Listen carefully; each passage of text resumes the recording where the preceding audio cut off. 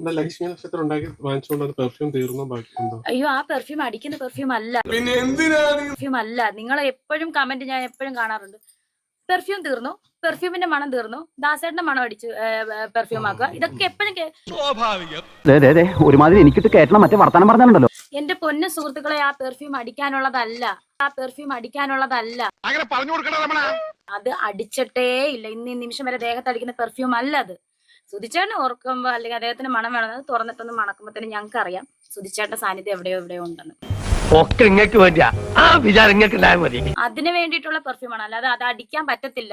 നിങ്ങൾക്ക് അത് മണത്താ ഇവിടെ ഓടും, നിങ്ങൾക്ക് അത് മണത്താ ഇവിടെ ഓടും. അതുപോലത്തെ ഒരു സ്മെല്ലാണ് അതിന്. അതിച്ചിരി കൂടുതലല്ലേ ചേട്ടൻ ഷൂട്ടൊക്കെ കഴിഞ്ഞ് വന്നിട്ട് കുളിക്കുന്നതിനൊക്കെ മുന്നേ ഷർട്ട് ഊരി ഇടത്തില്ലേ, അപ്പൊ അതിന്റെ ആ ഒരു വിയർപ്പും പിന്നെ ബ്ലഡ് എല്ലാം കൂടിയുള്ള ഒരു സ്മെല്ലാണ്. അതിന്റെ പെർഫ്യൂം എങ്ങനെ